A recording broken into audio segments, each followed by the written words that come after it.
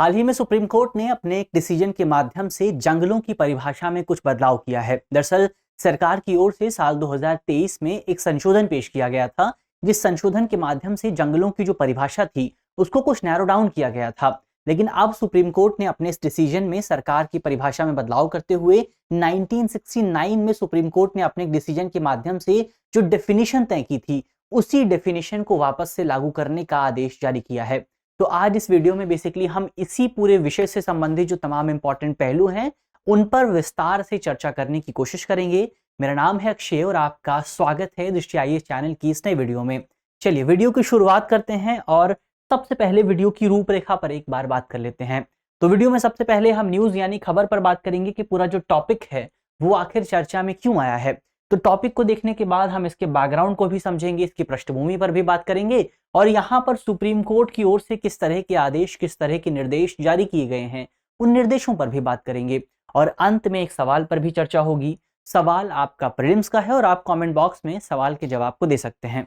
इसके अलावा ये जो पूरा टॉपिक है आप इसको जीएस पेपर 2 से जोड़ सकते हैं, जीएस पेपर 3 से जोड़ सकते हैं।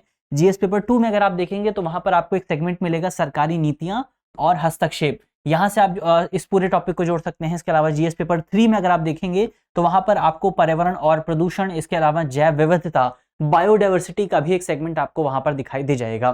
तो ये तमाम सेगमेंट हैं जहां से ये आपका पूरा टॉपिक जुड़ता हुआ आप देख सकते हैं।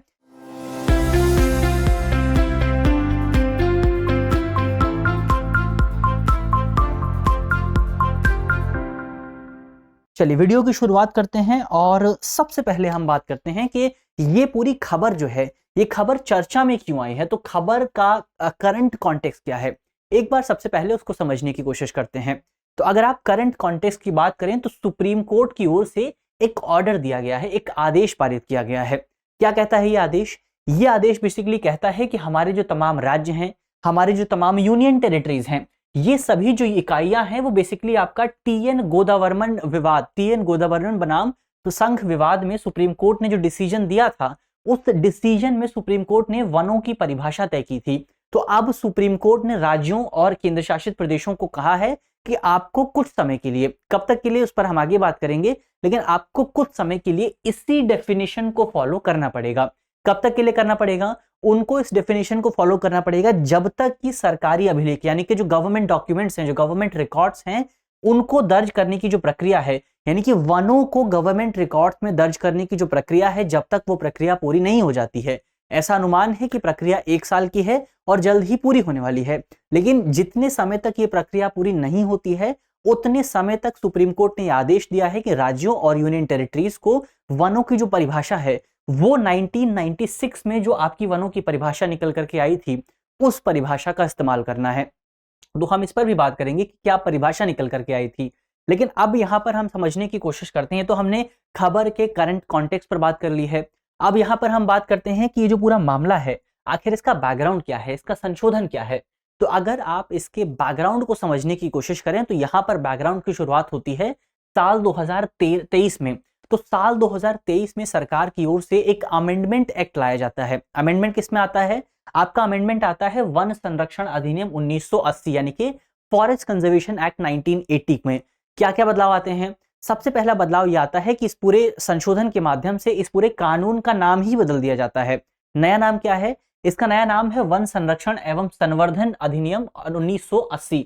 तो ये इसका नया नाम है। हिंदी इंग्लिश में भी यही इसका नया नाम है। तो यही इंपॉर्टेंट चीज हमें देखने को मिली थी कि हिंदी जो इंग्लिश का नाम है वो भी हिंदी के नाम से ही लिया गया था। अब जब ये संशोधन लाया जाता है तो इस संशोधन को सुप्रीम कोर्ट में चुनौती दी जाती है और जो याचिकाकर्ता थे, जो पिटिशनर थे, वो अपनी याचिका में कहते हैं कि सरकार की ओर से 2023 में ये जो संशोधन पेश किया गया है, इस संशोधन के माध्यम से आपका वनों की जो डेफिनेशन है, दरअसल इसमें धारा 1A ऐड की गई थी। तो धारा 1A जो है वो बेसिकली आपका वनों को डिफाइन करती है, आपका फॉरेस्ट को डिफाइन करती है कि कौन सा एरिया आपका फॉरेस्ट कहलाएगा। तो अब याचिकाकर्ता का ये कहना था, जिन्होंने पिटीशन दायर की थी, उनका ये कहना था कि इस पूरे अमेंडमेंट के माध्यम से सरकार ने वनों की परिभाषा को, वनों की डेफिनेशन को बहुत ज्यादा सीमित कर दिया है, बहुत ज्यादा संकुचित कर दिया है। कैसे संकुचित कर दिया है? तो संशोधन को अगर आप देखेंगे वहां पर क्या कहा गया था, संशोधन में ये कहा गया था बेसिकली कि आपका जो वन है उसमें कौन कौन सी चीजें शामिल होंगी, उसमें डिफाइन किया गया था। कौन कौन सी चीजें शामिल होंगी इसमें? तो इसमें कहा गया था कि जंगल के रूप में आप नोटिफाइड भूमि को शामिल कर सकते हैं, यानी कि नोटिफाइड लैंड को आप शामिल कर सकते हैं जिस लैंड को सरकार की ओर से नोटिफाइड किया गया है, सरकार ने अपनी अधिसूचना के माध्यम से कहा है कि ये जो जगह है ये भूमि है। या फिर आप वनों में सरकारी रिकॉर्ड में जो विशेष रूप से जंगल के रूप में जो भूमि दर्ज है उसको शामिल कर सकते हैं। तो यहां पर दो चीजें आपको दिखाई दी हैं। अब कुछ चीजें यहां पर छूट जाती हैं। कौन कौन सी चीजें छूट जाती हैं? तो अगर आप 1996 के गोदावर्मन विवाद को देखेंगे, उसमें जो सुप्रीम कोर्ट ने डिसीजन दिया था, उसमें सुप्रीम कोर्ट ने बेसिकली कहा था कि भारत में वनों की जो डेफिनेशन है वो आपका शब्दकोश परिभाषा पर आधारित होगी, यानी कि डिक्शनरी डेफिनेशन पर आधारित होगी। और डिक्शनरी डेफिनेशन क्या होती है वनों की? वनों की डिक्शनरी डेफिनेशन होती है कि कोई भी एरिया जहां पर बहुत घने पेड़ मौजूद हैं, जहां पर बहुत बड़ी मात्रा में, बहुत ज्यादा मात्रा में पेड़ मौजूद हैं। लेकिन सरकार ने यहां पर क्या किया? सरकार ने बेसिकली वनों को कन्फाइन कर दिया, वनों की जो डेफिनेशन थी उसको बहुत ज्यादा लिमिटेड कर दिया।